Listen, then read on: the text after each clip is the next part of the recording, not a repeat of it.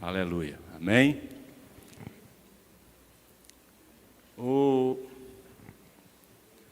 Muitas vezes a gente não tem entendido os mistérios de Deus, né? Nosso coração, eu já falei isso, domingo vou falar de novo, não é esse músculo. O coração que a Bíblia fala, o coração que nós cantamos na penúltima música, né? Ele está num lugar, eu não sou cientista nem médico, ele está dentro de nós, mas ninguém consegue encontrar aos simples olhos humanos.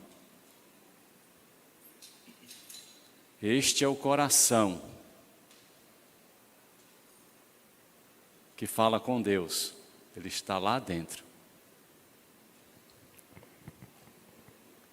Muitas vezes a gente diz, Deus falou comigo, e é os nossos pensamentos. Todo pensamento seu, tome cuidado. Quando Deus fala conosco, a voz dele vem de dentro. Quando Deus fala com você, a voz sai de dentro de você. Não sai dos seus pensamentos. É por isso que Jesus diz que o reino de Deus está dentro de nós.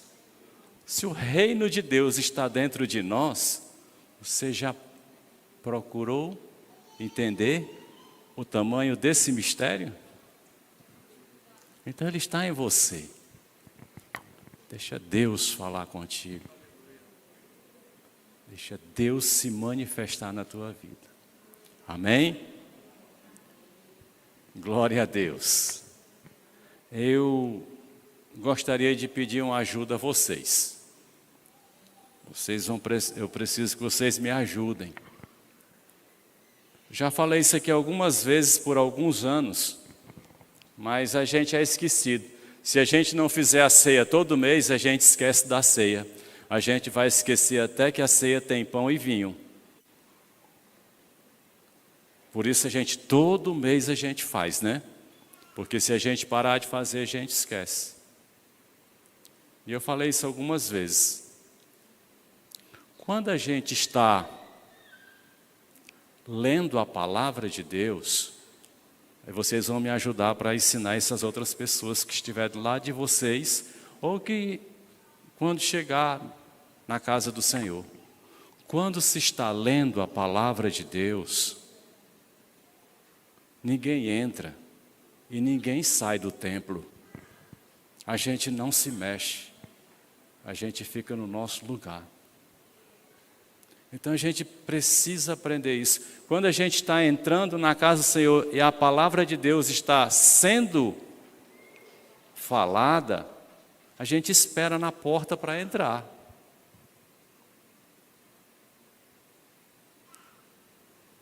Então, quando você vê alguém se mexendo, quando se está lendo a palavra de Deus, a palavra do nosso Deus, você diga, estamos lendo a palavra.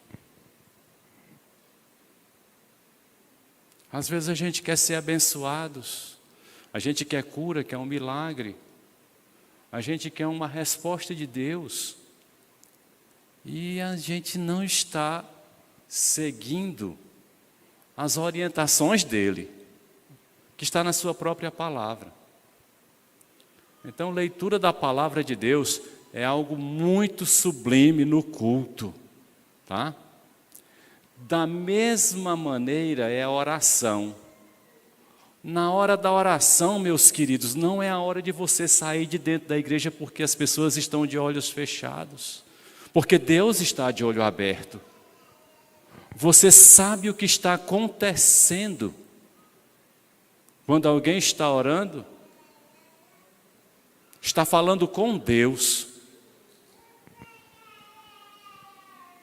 Eu falei terça-feira no nosso grupo do AME uma coisa bem bem profunda sobre os copistas. Copistas eram aquelas pessoas que escreviam os textos bíblicos, tá?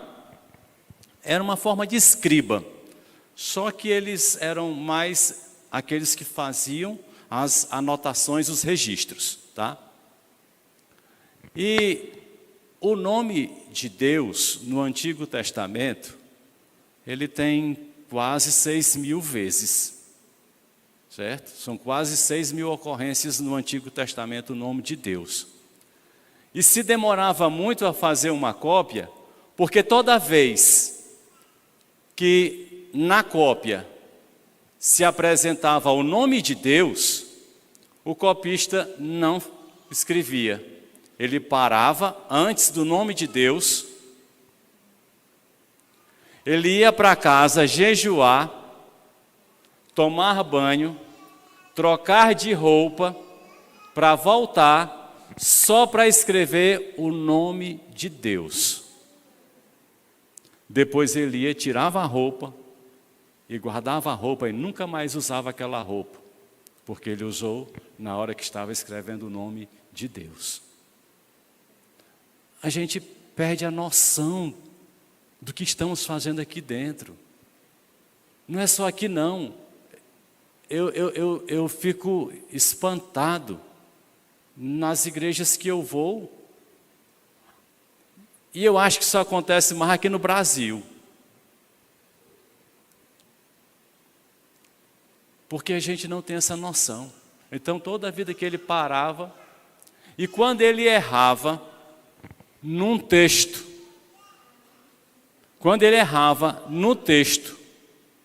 aquela página, aquele papiro que tinha o nome de Deus, não podia apagar, porque não tinha como, o erro, ele guardava aquela parte da escritura que tinha o erro, não jogava fora, nem no lixo, guardava, porque nela tinha o nome de Deus. Então, quando tiver alguém orando, quando a igreja está orando, não é hora de ninguém estar movimentando, não. Não é hora de estar guardando instrumento. Não é hora de eu estar saindo para ir para o banheiro, olhando para um lado e para o outro. Não é hora de eu estar conversando, porque a igreja está falando com Deus. Nós precisamos ter consciência, porque o tempo está se afunilando. Quem tem o Espírito de Deus sabe que as coisas estão estranhas. Tem algo muito estranho. O pecado, a gente sabe que existe desde Adão e Eva, a gente sabe. Desde Adão e Eva tem pecado. A gente sabe disso. Eu não acredito que os pecados de hoje sejam maiores do que os pecados da época de Sodoma e Gomorra. Eu não acredito. Porque Sodoma era uma sodomia, era uma violência sexual com homens e com mulheres, né? Os homens eram violentados. E Gomorra eram as crianças. Era violência com crianças. Eu não acredito que hoje esteja pior do que naquela época. Naquela época se colocava crianças e queimava, então eu não acredito. Mas eu acredito sim, que tem algo muito estranho acontecendo neste planeta. Rumores de guerra, pestes, pandemia, insatisfação, frieza do povo, frieza da igreja. E a gente vê isso como um retrato da Bíblia. Irmãos, vamos ficar atentos. Vamos ficar atentos. Né? Eu sou a voz do que clama no deserto aqui. E eu tenho que falar a verdade. Tenho que falar para os irmãos. Não adianta eu chegar para os irmãos e dizer assim, olha, você nasceu para ser cabeça. Pode ter certeza que toda a vitória é sua. Não adianta eu estar falando essas coisas. Não adianta eu estar dizendo que somos vitoriosos, somos. A Bíblia diz, Jesus diz. Mas a nossa principal vitória é a vida eterna com Ele. Às vezes a gente fica tão impaciente aqui, querendo ir lá fora, querendo sair. Aí eu fico aqui questionando com a interrogação na minha cabeça. E na eternidade, para onde é que você vai? Vai para dar uma saidinha. Rapaz, não estou aguentando mais ficar aqui no meio dos irmãos. Já faz 1.500 anos que eu estou aqui. E que você acha que ainda pode contar, né? Faz 1.500 anos que eu estou aqui. Eu quero dar uma saidinha. Não tem. Mas entra na casa do Senhor, com 15 minutos, 20, tem que ir no banheiro. Com 15, 20 minutos, tem que ir ali fora. Tem que sair lá para dentro.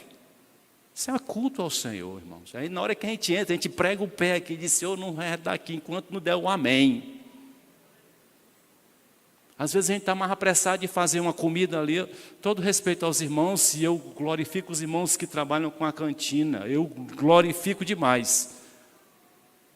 Mas às vezes sai daqui tão apressado em cuidar da comida, e a comida é esta, a palavra de Deus. Depois a gente sai, os irmãos esperam para a gente servir, ninguém vai embora não, a gente fica em comunhão.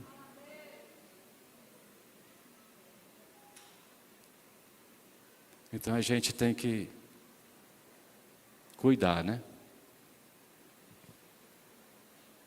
A gente tem visto tantos escândalos, a gente tem detonado pastores que estão fazendo o que não deve, eles vão prestar conta com Deus.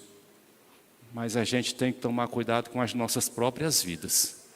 Eu com a minha, vigiando todo o tempo, e você com a sua. E eu não estou olhando para a de você não, viu? Estou olhando para a minha. Eu não vim aqui para ficar...